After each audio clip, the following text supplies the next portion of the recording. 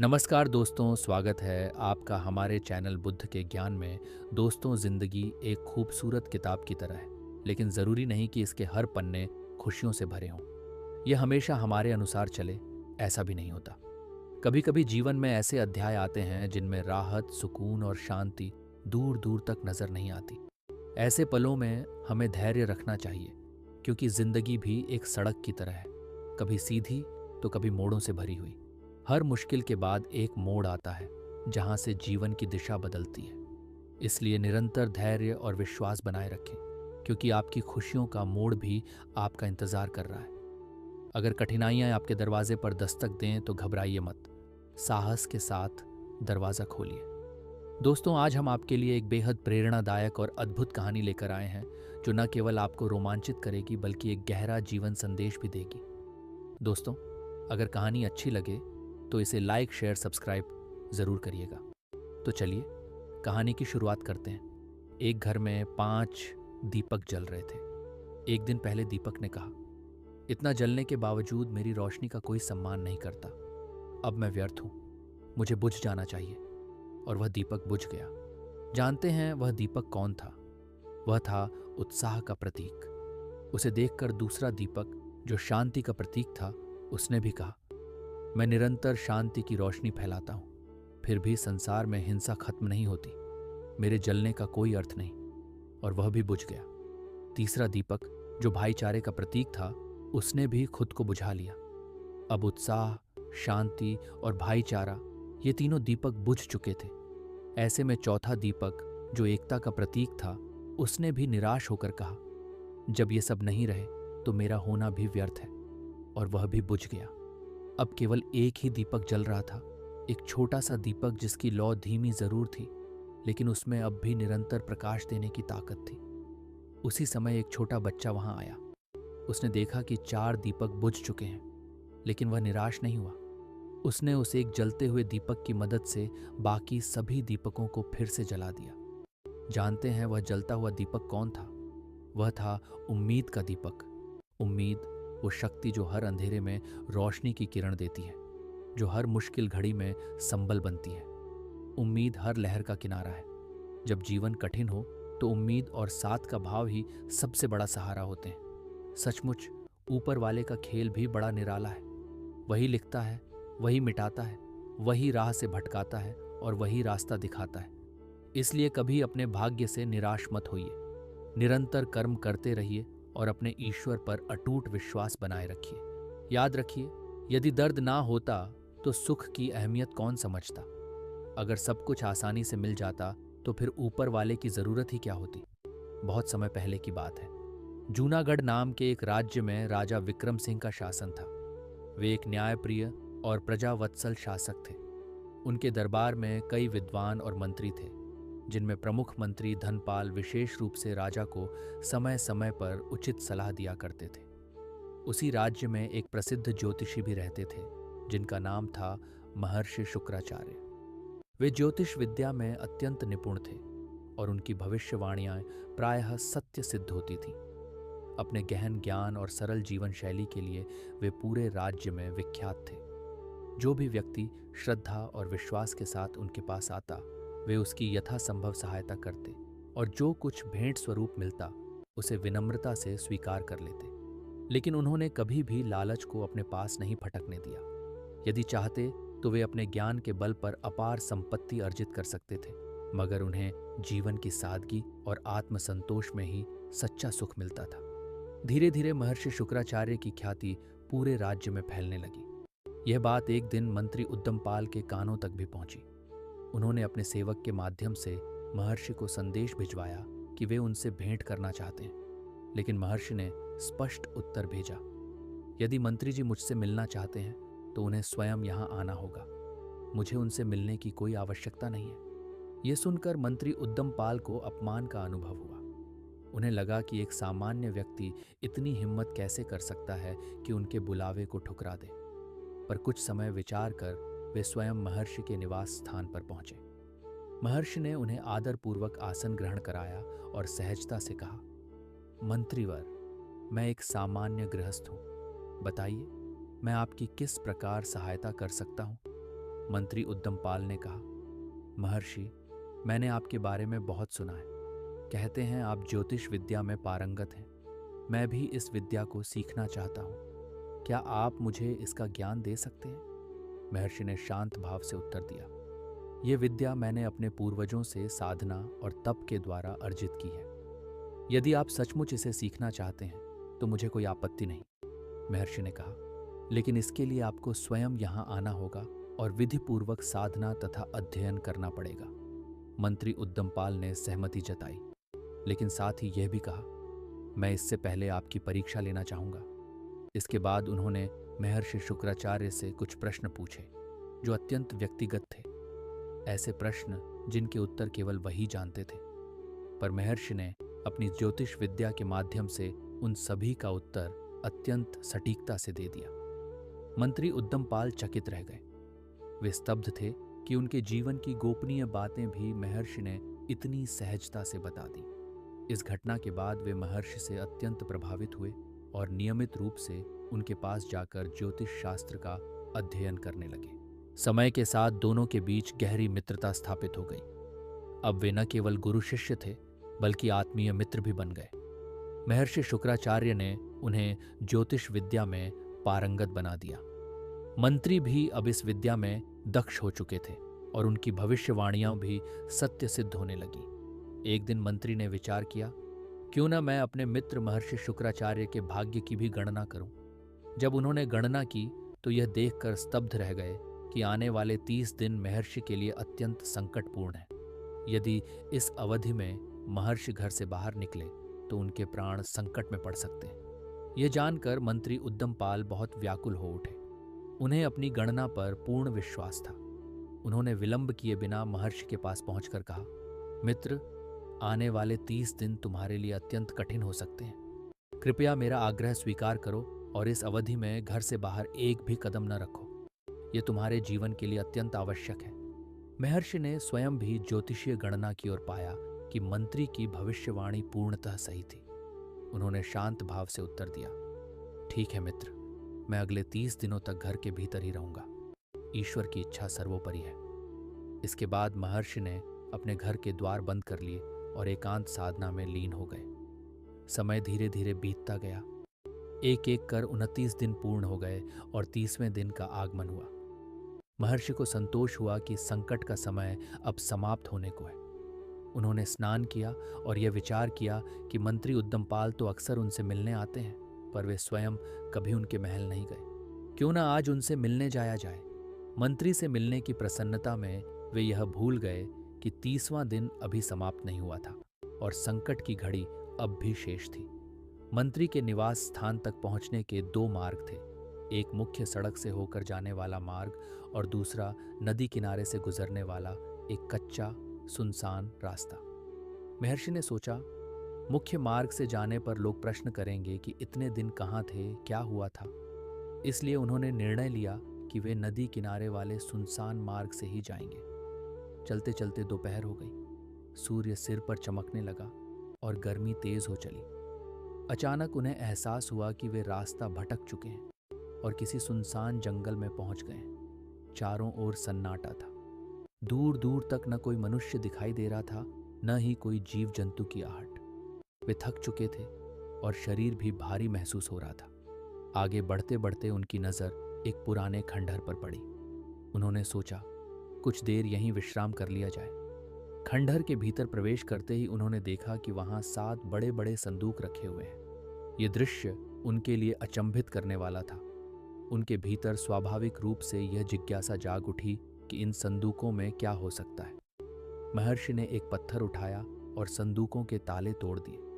जब उन्होंने संदूक खोला तो उनकी आंखें आश्चर्य से फैल गईं। भीतर बेशुमार खजाना भरा हुआ था, हीरे, मोती, सोना चांदी और बहुमूल्य रत्न। इतना सब कुछ देखकर वे अवाक रह गए। परंतु हैरानी की बात यह थी कि अपनी तमाम ज्योतिषीय विद्या के बावजूद वे यह जानने में असमर्थ रहे कि यह खजाना आखिर यहाँ आया कहाँ से।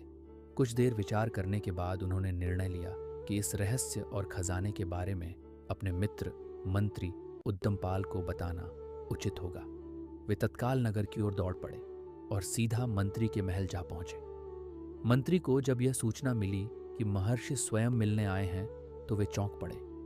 उनके अनुसार तो 30वां दिन अभी समाप्त नहीं हुआ था और महर्षि के प्राण अस्त होते सूरज तक संकट में थे।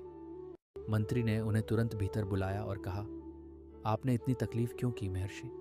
30वां दिन अभी पूरा नहीं हुआ है। महर्षि मुस्कुराए और बोले, भाई, मुझे झांत है कि आज 30वां दिन है।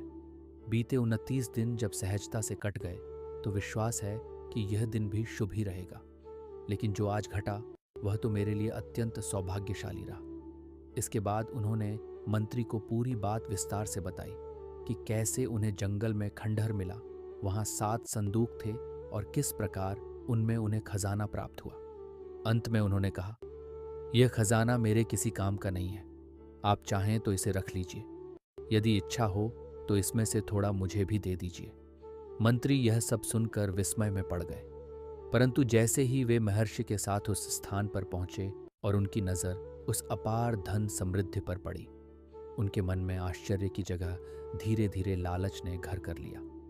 मंत्री के भीतर एक भय भी उत्पन्न हुआ, कहीं महर्षि यह रहस्य किसी और को न बता दें। मंत्री उद्दमपाल के मन में भय घर कर गया। यदि यह बात राजा तक पहुंच गई तो वह न केवल सारा खजाना अपने अधीन कर लेगा, बल्कि मुझे एक तिनका तक नहीं देगा। इस भय और लालच ने उसके विवेक को पूरी तरह ढक लिया। उसने मन में ठान लिया कि महर्षि शुक्राचार्य को रास्ते से हटाना ही अब उचित होगा। यह सोचते ही उसने अचानक महर्षि को जोर का धक्का दिया। वे संतुलन खोकर जमीन पर गिर पड़े। इससे पहले कि वे कुछ समझ पाते, मंत्री ने अपनी तलवार खींच ली। यह दृश्य देखकर महर्षि स्तब्ध रह गए। उन्होंने कांपती आवाज में पूछा, उद्दमपाल, ये तुम क्या कर रहे हो? क्या मुझसे कोई अपराध हो गया है? मंत्री ने क्रूरता से उत्तर दिया, हाँ, तुम्हारी सबसे बड़ी गलती यही रही कि तुमने इतने बड़े खजाने का रहस्य मुझसे साझा कर लिया। अब मुझे डर है कि यदि तुमने यह बात किसी और से कह दी तो मैं इस खजाने से वंचित रह जाऊंगा। इसलिए अब तुम्हारा अंत करना ही मेरे लिए उचित है। महर्षि ने विनती करते हुए जीवन की भीख मांगी। उन्होंने वचन दिया कि वह यह रहस्य कभी किसी से सजा नहीं करेंगे, कभी किसी से साझा नहीं करेंगे, परंतु मंत्री के हृदय में अब दया का स्थान नहीं था। उसे तो केवल खजाना चाहिए था। जब महर्षि को यह आभास हो गया कि उनकी प्रार्थनाएं निष्फल हैं, तो उन्होंने शांत भाव से अपनी अंतिम इच्छा प्रकट की। उद्दमपाल, उन्होंने धीमे स्वर में कहा, यदि तुम मुझे मारने का निर्णय ले ही चुके हो तो मेरी एक अंतिम इच्छा पूरी कर दो। मेरी पत्नी गर्भवती है, कृपया उसे कभी मेरी मृत्यु का समाचार मत देना। उसे जीवन भर यह विश्वास रहने दो कि मैं जीवित हूं। यही मेरी अंतिम प्रार्थना है। मंत्री ने सिर हिलाते हुए कहा, मैं तुम्हारी यह अंतिम इच्छा अवश्य पूरी करूंगा। इतना कहकर उसने नृशंसता से महर्षि शुक्राचार्य की हत्या कर दी। उनके घोड़े को भी मार डाला ताकि कोई प्रमाण शेष न रहे। इसके बाद उसने दोनों शवों को खंडहर के भीतर ही गाड़ दिया और पास की नदी में जाकर हाथ मुंह धोकर स्वयं को सामान्य रूप देने लगा। अब वह पूरी तरह आश्वस्त था कि यह खजाना केवल उसी का है और यह रहस्य सदा के लिए दब चुका है। मंत्री ने अपने विश्वासपात्र सेवकों को बुलाया और रात्रि के घोर अंधकार में वह खजाना चुपचाप अपने महल भिजवा लिया। अगले ही दिन उसने कुशल शिल्पकारों को बुलवाया और आदेश दिया कि खंडहर को पूरी तरह ध्वस्त कर वहां एक भव्य महल का निर्माण किया जाए।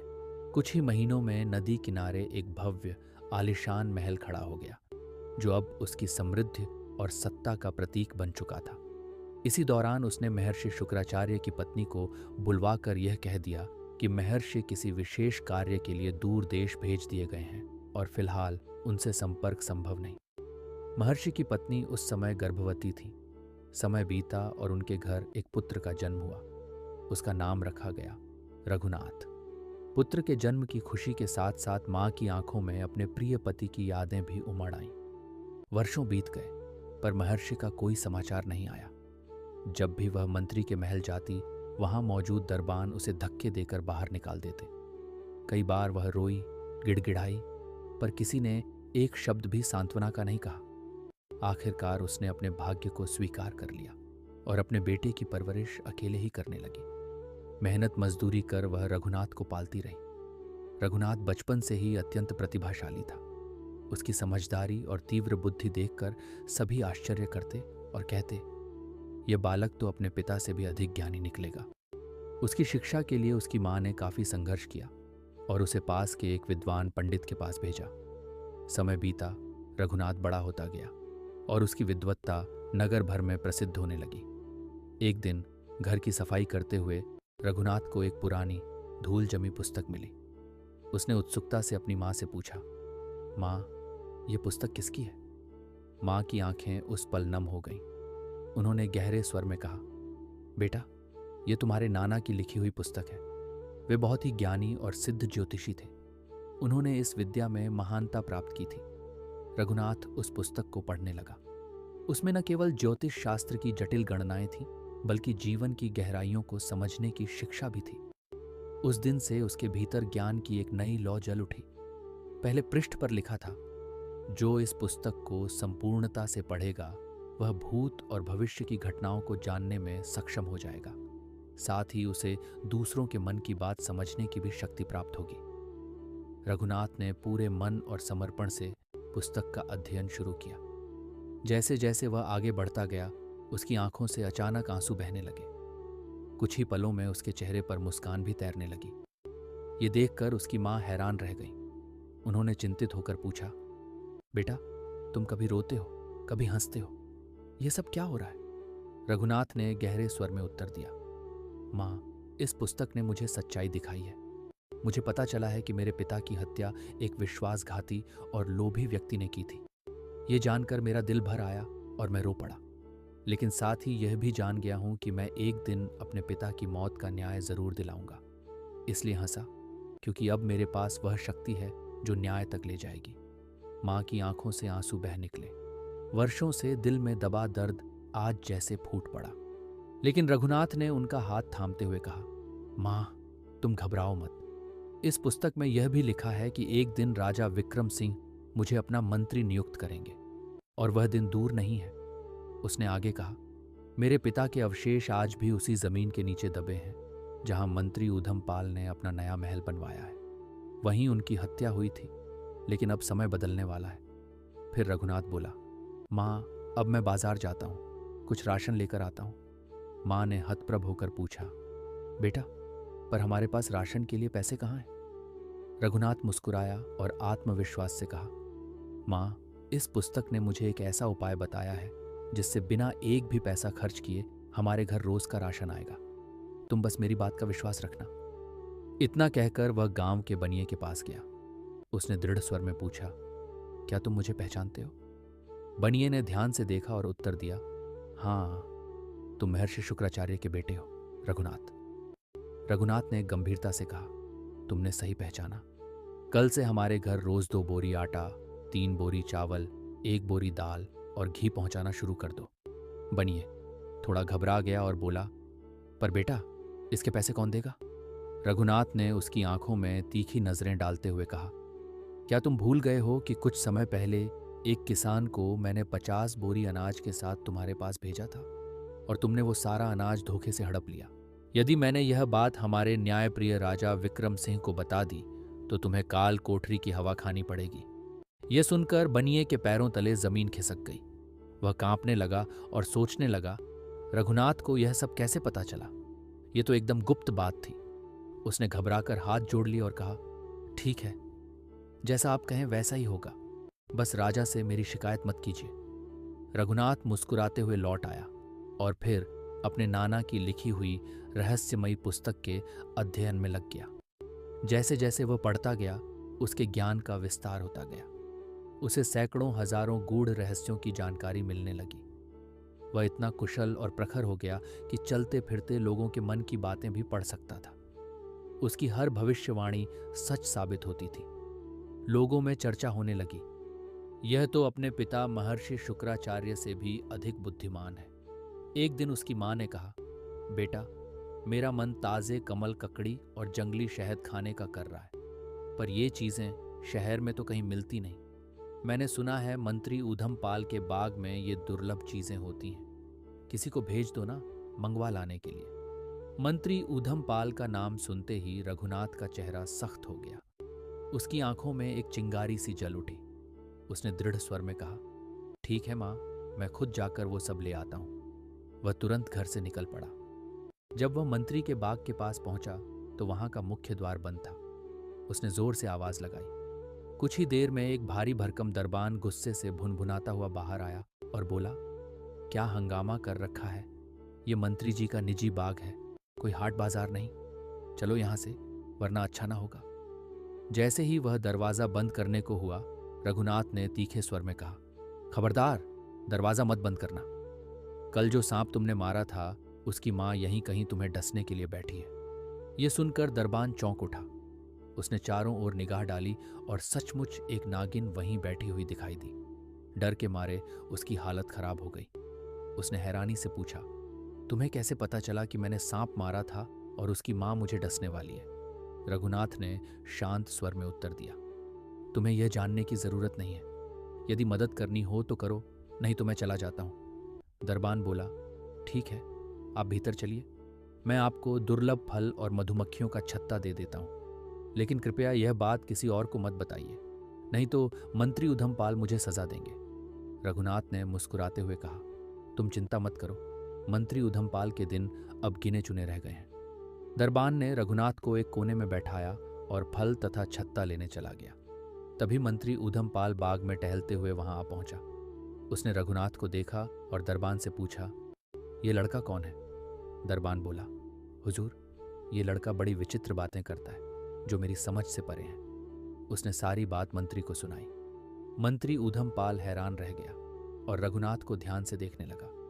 फिर उसने दरबान को वहां से जाने को कहा और स्वयं रघुनाथ से पूछने लगा, लड़के, तुम कौन हो और तुम्हारा नाम क्या है? रघुनाथ ने गर्व से उत्तर दिया, मेरा नाम रघुनाथ है और मैं महर्षि शुक्राचार्य का पुत्र हूं। यह सुनते ही मंत्री उधमपाल भयभीत हो उठा, पर अपने डर को छिपाते हुए बोला, तुम्हारे पिता को मैं अच्छी तरह जानता हूं। वे बड़े नेक और विद्वान व्यक्ति हैं। मैंने उन्हें एक जरूरी काम से देश के बाहर भेजा है। यह सुनकर रघुनाथ का क्रोध भड़क उठा और उसने कहा, आप गलत कह रहे हैं। मेरे पिता अब इस दुनिया में नहीं हैं। उन्हें एक लालची और निर्दयी व्यक्ति ने अपने स्वार्थ के लिए मार डाला। अब मैं अपने पिता के हत्यारे से बदला लेना चाहता हूं। यह सुनकर मंत्री ऊधमपाल के होश उड़ गए। उसे तुरंत समझ आ गया कि यह युवक सारी सच्चाई जान चुका है और मुझसे बदला लेने पर ही आमादा है। उसने मन ही मन ठाना कि इस लड़के को किसी तरह चालाकी से रास्ते से हटाना होगा। मंत्री ने शांत स्वर में कहा, बेटा, यह बहुत दुखद है कि तुम्हारे पिता की हत्या हो गई। मुझे इसकी कोई जानकारी नहीं थी, पर अब मैं स्वयं उस पापी को सजा दूंगा। लेकिन बताओ, तुम इस बाग में क्यों आए हो? रघुनाथ बोला, मुझे कुछ फल और मधुमक्खियों का छत्ता चाहिए था जो केवल इसी बाग में मिलता है। ऊधमपाल मुस्कुराया और बोला, ठीक है, तुम यहीं प्रतीक्षा करो। मैं अभी किसी सेवक को बुलाकर फल और मधुमक्खियों का छत्ता मंगवाता हूं। यह कहकर मंत्री वहां से चला गया और अपने एक विश्वस्त सेवक को बुलाकर कहा, बगीचे में एक लड़का बैठा है, उसे किसी भी तरह बहला फुसलाकर तहखाने में ले जाकर बंद कर दो ताकि वह भूखा प्यासा वहीं मर जाए। अगर तुम यह काम करोगे तो मैं तुम्हारी मनोकामना पूरी करूंगा और ढेर सारा धन दूंगा। सेवक तुरंत बाग की ओर गया और पीछे से रघुनाथ को पकड़ लिया। उसे उठाकर तहखाने की ओर ले जाने लगा। रघुनाथ चिल्लाया, अरे सेवक, ये तुम क्या कर रहे हो? मंत्री उधमपाल तुम्हारे साथ भी धोखा करेगा। अगर तुमने मुझे मारा तो वह तुम्हें भी खत्म कर देगा। सेवक थोड़ा ठिठका और धीरे से बोला, तुम्हें कैसे पता चला कि मेरे मन में क्या इच्छा है? रघुनाथ ने शांत स्वर में कहा, मैं सब जानता हूं। तुम मंत्री की बेटी से विवाह करना चाहते हो और मंत्री की बेटी भी तुम्हें दिल ही दिल में पसंद करती है। यह सुनते ही सेवक रघुनाथ के चरणों में गिर पड़ा और बोला, हाँ, यही मेरी सबसे बड़ी इच्छा है। रघुनाथ ने उसे समझाया, मैं तुम्हारी यह इच्छा पूरी करवा सकता हूं। वह समय जल्द आएगा जब मंत्री को मेरी जरूरत पड़ेगी, लेकिन ध्यान रखना, जब तक मंत्री तुम्हें 3 तमाचे न मारे तब तक उसे मेरे बारे में कुछ मत बताना। सेवक ने सहमति में सिर हिला दिया। रघुनाथ ने कहा, मंत्री ने तुम्हें मुझे तहखाने में बंद करने का आदेश दिया है। तुम जाकर उसे कह देना कि तुमने ऐसा कर दिया है। सेवक ने रघुनाथ को छोड़ दिया और वापस जाकर मंत्री से बोला, मालिक, मैंने उसे तहखाने में बंद कर दिया है। मंत्री ने राहत की सांस ली और सोचा कि अब उसकी सबसे बड़ी बाधा हट गई है। लेकिन उसी रात महाराज विक्रम सिंह को एक रहस्यमय सपना आया। जब उनकी आंख खुली तो वे उस सपने को याद नहीं रख पाए।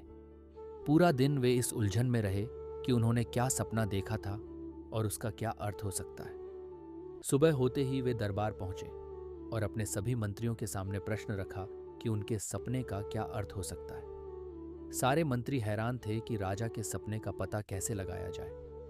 अंततः राजा ने अपने सबसे विद्वान मंत्री ऊधमपाल की ओर देखा और कहा, तुम हमारे सबसे योग्य मंत्री हो, तुम ही बताओ कि मैंने क्या सपना देखा था। लेकिन ऊधमपाल भी असमर्थ रहा। राजा का चेहरा क्रोध से लाल हो गया और गरज कर बोले, अगर 15 दिनों के भीतर तुम मेरे सपने का रहस्य नहीं बता पाए तो तुम मंत्री पद के योग्य नहीं रहोगे।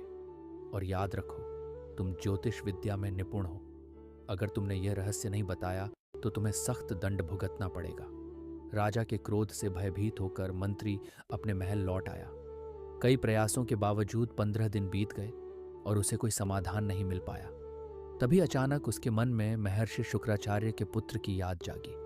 उसने सोचा, काश मैंने उसे मरवाने का आदेश न दिया होता। वह अभी जीवित होता तो शायद मेरी मदद कर सकता था। फिर उसने सोचा, हो सकता है वह लड़का अब भी जीवित हो। संभव है कि सेवक ने उसे छोड़ दिया हो। यह सोचते ही उसने तुरंत सेवक को बुलाया और पूछा, काफी समय पहले मैंने तुम्हें एक युवक को तहखाने में बंद करने का आदेश दिया था, क्या वह अब भी जीवित है? सेवक डरते हुए बोला, हुजूर, मैंने उसे तहखाने में बंद किया था, पर अब तक तो उसकी हड्डियां भी गल चुकी होंगी। यह सुनकर मंत्री का पारा चढ़ गया और उसने सेवक को 3 जोरदार तमाचे मारे। फिर क्रोध में बोला, सच सच बताओ वरना अंजाम बुरा होगा। सेवक डरते हुए बोला, मालिक, सच्चाई यह है कि वह युवक अब भी जीवित है। मंत्री यह सुनकर प्रसन्न हुआ और बोला, तुमने यह बात पहले मुझे क्यों नहीं बताई? नौकर ने उत्तर दिया, हुजूर, ये बात मुझे उस युवक ने ही कही थी कि जब तक आप मुझे 3 तमाचे नहीं मारेंगे तब तक मैं आपको सच नहीं बता पाऊंगा। मंत्री ने कहा, ठीक है, अब तुम रघुनाथ को मेरे पास ले आओ। नौकर तुरंत रघुनाथ के घर गया और उसे मंत्री के पास ले आया। मंत्री ने रघुनाथ से क्षमा मांगी और कहा, राजा विक्रम सिंह ने एक सपना देखा है, लेकिन अब वे उस सपने को भूल चुके हैं। तुम अपनी विद्या के बल पर न केवल उनका सपना बताओ बल्कि उसका अर्थ भी समझा दो। ऐसा करने से सभी दरबारियों की जान बच सकती है। रघुनाथ ने उत्तर दिया, यदि ऐसा है तो कल आप दरबार में राजा से कहिए कि आपका एक शिष्य आपके सपने का रहस्य जानता है। फिर मुझे बुलवा लेना, मैं वहीं राजा के सपने की सच्चाई और उसका अर्थ बताऊंगा। अभी कृपया मुझे जाने दीजिए। मंत्री विवश होकर उसकी बात मान गया। अगले दिन मंत्री दरबार में जाकर राजा से बोला, महाराज, मेरा एक शिष्य है जो आपके स्वप्न का रहस्य प्रकट कर सकता है। राजा ने तुरंत एक सिपाही को रघुनाथ को बुलाने भेजा। थोड़ी देर बाद सिपाही लौटा और बोला, हुजूर, रघुनाथ दरबार में आने को तैयार है, लेकिन उसने एक अजीब शर्त रखी है। वह कहता है कि वह केवल मंत्री ऊधमपाल की पीठ पर बैठकर ही महल में आएगा। यह सुनकर दरबार में सभी हंस पड़े और राजा भी मुस्कुराए। फिर राजा ने मंत्री से कहा, लगता है मंत्री जी, आपने अपने शिष्य को बहुत तकलीफ दी है, इसलिए वह आपको यह सजा देना चाहता है। लेकिन हमें अपने सपने का रहस्य जानना है, इसलिए जैसा उसने कहा है वैसा ही कीजिए। मंत्री अत्यंत लज्जित होकर रघुनाथ के घर पहुंचा। रघुनाथ मंत्री की पीठ पर सवार हो गया और रास्ते भर चाबुक मारते हुए कहता आया, देखो लोगों, आज मैं अपने पिता के हत्यारे को ऐसा दंड दे रहा हूं। महल पहुंचकर रघुनाथ मंत्री की पीठ से उतरा। राजा ने उसे देखकर गंभीर स्वर में पूछा, युवक, पहले यह बताओ कि मंत्री ने तुम्हारे साथ ऐसा क्या अन्याय किया है जिसके कारण तुमने उन्हें इस तरह अपमानित करने की शर्त रखी? रघुनाथ ने निडरता से उत्तर दिया, महाराज, इस मंत्री ने मेरे निर्दोष पिता की हत्या करवाई है। मंत्री ऊधमपाल घबराकर बोल पड़ा, महाराज, यह सरासर झूठ है।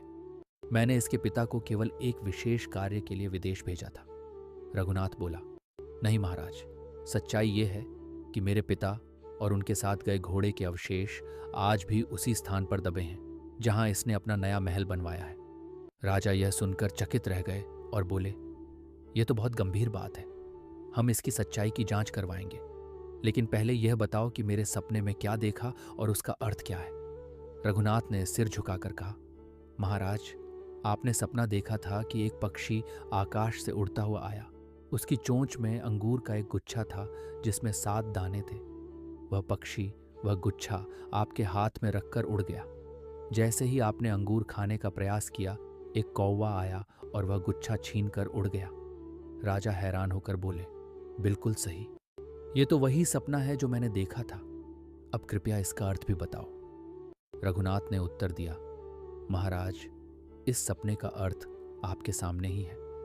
मेरे पिता महर्षि शुक्राचार्य को जंगल में 7 संदूकों में भरा खजाना मिला था।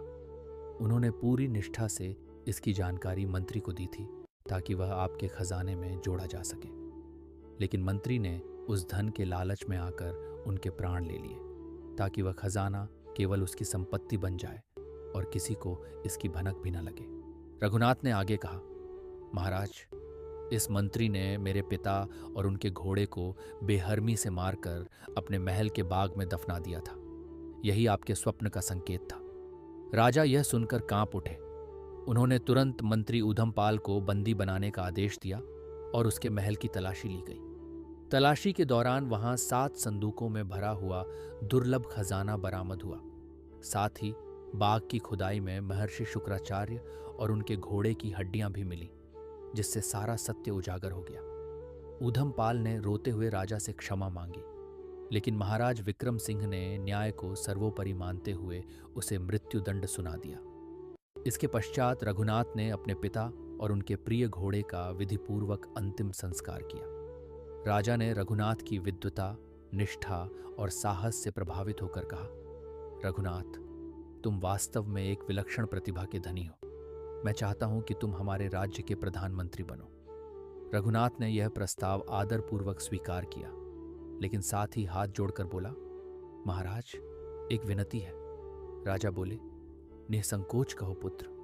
रघुनाथ ने कहा, जो सेवक कभी मंत्री का आदेश पाकर मुझे तहखाने में बंद करने आया था, उसने मुझ पर दया की और मुझे मुक्त कर दिया। वह मंत्री की पुत्री से प्रेम करता है और वह कन्या भी उसे मन से चाहती है। कृपया उनका विवाह संपन्न करवा दें। राजा ने मंत्री की पत्नी को राजमहल बुलवाया और यह प्रस्ताव उसके समक्ष रखा। उसने सहर्ष सहमति दे दी। इसके बाद मंत्री की पुत्री और उस सेवक का विवाह पूरे राज्य में धूमधाम से संपन्न हुआ। इस प्रकार रघुनाथ ने न केवल अपने पिता की हत्या का प्रतिशोध लिया, बल्कि न्याय और प्रेम का उदाहरण भी प्रस्तुत किया। राजा ने उसे महल में एक भव्य आवास प्रदान किया, जहां वह अपनी माता के साथ सुखपूर्वक जीवन बिताने लगा और पूरे राज्य का सम्मानित मंत्री बन गया। रघुनाथ ने अपनी बुद्धिमत्ता और साहस के बल पर न केवल अपने पिता की हत्या के रहस्य से पर्दा उठाया, बल्कि दोषी मंत्री को उसके पापों की सजा भी दिलवाई। राजा विक्रम सिंह की न्यायप्रियता से यह सिद्ध हो गया कि चाहे कोई अपराधी कितना भी शक्तिशाली या प्रतिष्ठित क्यों न हो, सत्य एक दिन उजागर होकर ही रहता है। रघुनाथ को उसकी प्रतिभा और निष्ठा के अनुसार सम्मान प्राप्त हुआ और उसे राज्य का मंत्री नियुक्त किया गया। यह कथा हमें यह संदेश देती है कि छल, धोखे और अन्याय के सहारे किया गया अपराध अधिक दिनों तक छुपा नहीं रह सकता। मंत्री वर्षों तक अपने अपराध को दबाए रहा, लेकिन अंत में उसका पाप उसी के विनाश का कारण बना।